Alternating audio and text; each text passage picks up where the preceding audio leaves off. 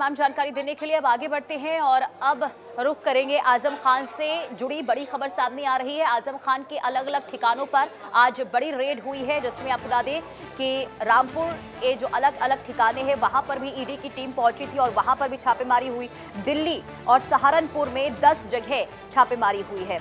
जौहर university और trust से जुड़े ठिकानों पर भी कार्रवाई हुई है और एमएलए के तहत वित्तीय अनियमितताओं की जांच इस वक्त की जा रही है और ईडी की टीम दस्तावेज और डिजिटल साक्ष्य खंगाल रही है। तो समाजवादी पार्टी के वरिष्ठ नेता और पूर्व मंत्री आजम खान से जुड़ी ये बहुत बड़ी खबर, जहां ईडी का एक्शन हुआ है आजम खान के अलग अलग ठिकानों पर, और न सिर्फ आजम खान बल्कि उनसे जुड़े जो उनके सहयोगी हैं उनके ठिकानों पर भी छापेमार कार्रवाई आज देखने को मिली है, जिसमें उत्तर प्रदेश के रामपुर, सहारनपुर, राजधानी दिल्ली में भी ईडी की छापेमार कार्रवाई देखने को मिली है और ईडी की टीम इस वक्त मनी लॉन्ड्रिंग मामले में ये कार्रवाई कर रही है और जांच एजेंसी आजम खान से जुड़े वित्तीय लेन देन, वित्तीय अनियमितताओं और जो संदिग्ध फंडिंग को लेकर जानकारी सामने आई थी उस दिशा में भी जांच कर रही है।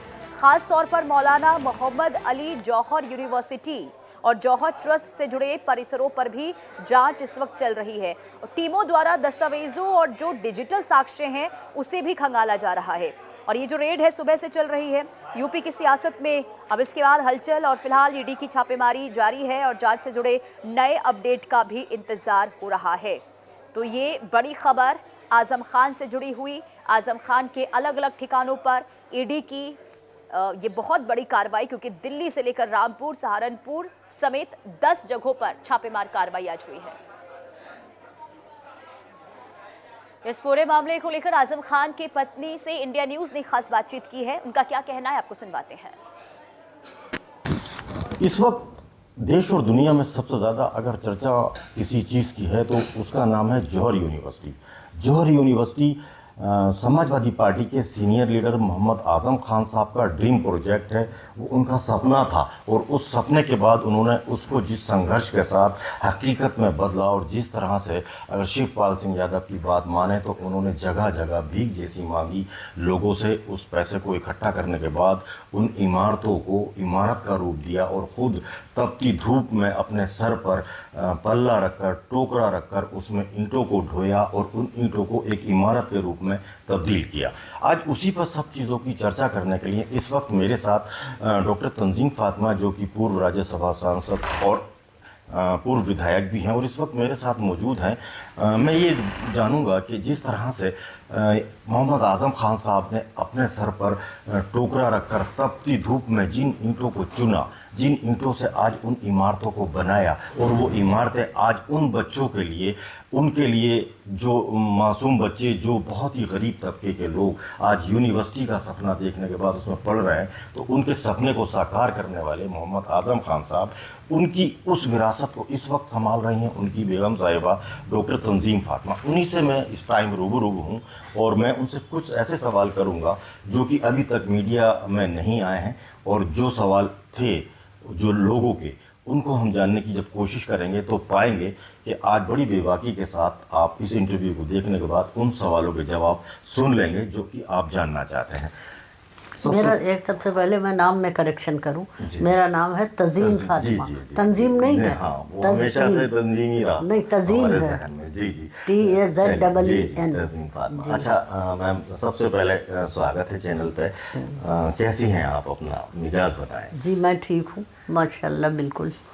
क्योंकि ये जो मसरूफियातें हैं इस वक्त में, सेहत का ख्याल रखना, अपना ख्याल रखना, ये अपने आप में अहम हो जाता है, तो क्या कर पा रही हैं? देखिए, मुझे अपनी सेहत की तो फिक्र नहीं है।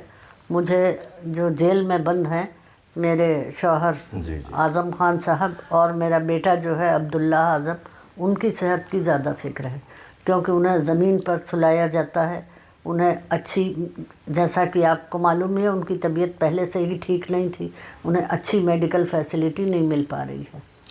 मेडिकल फैसिलिटी नहीं है। अच्छा, मैं सवाल दर सवाल आता हूँ मैम। लंबे संघर्ष के बाद और इतनी सुर्खियों के बाद आपकी जो मनोबल है वो कितना बड़ा है और कितना स्थिर रहा है? देखिए, मेरा मनोबल अल्लाह का शुक्र है कि गिरा नहीं है।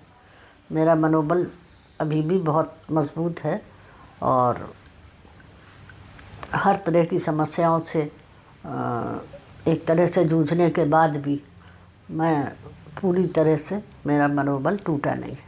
यानी कि जो ये तपती हुई भट्टी थी, इसमें तपने के बाद और निखरी हैं आप। जी।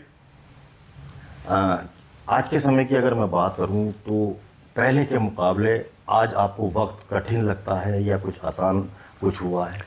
मैं पहले के मुकाबले में तो ज़्यादा है, बहुत कठिन लगता है, लेकिन कठिन परिस्थितियों में भी मैं जितना कुछ कर सकती हूँ उतना कुछ कर रही हूँ, जौहर यूनिवर्सिटी के लिए भी और अपने परिवार के लिए भी। अच्छा, और अपने लोगों के लिए भी। जी जी। इस वक्त की अगर मैं बात करूं, आजम खान परिवार इस समय किस सबसे बड़े दौर से गुजर रहा है? क्या नज़रिया आपका है? उस दौर को क्या कहेंगे आप?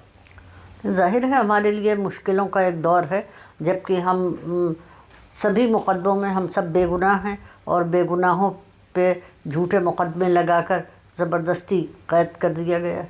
हाँ, इसी पे एक सवाल ये भी है मेरा कि आपको लगता है कि आपके परिवार के साथ राजनीति से ऊपर उठ के बर्ताव होना चाहिए था, व्यवहार होना चाहिए था, क्योंकि जो काम आपके परिवार ने किया है इस रामपुर में किसी ने नहीं किया। जाहिर सी बात है, जौहर विश्वविद्यालय के साथ जो कुछ भी हो रहा है वो राजनीति को लेकर ही हो रहा है। और आज़म खान साहब ने शिक्षा के ये मंदिर बनाए थे ताकि रामपुर, जो कि शिक्षा के क्षेत्र में बहुत पिछड़ा हुआ है, वहाँ के बच्चों को अच्छी शिक्षा मिल सके। तो यकीनन मतलब उन्हें राजनीति से जोड़कर नहीं देखना चाहिए था। बिल्कुल। देखिए, जितने मुकदमे आपके ऊपर हुए हैं, आपके परिवार का पे हुए हैं, उन मुकदमों के दौरान आपने क्या कुछ खोया, क्या कुछ पाया?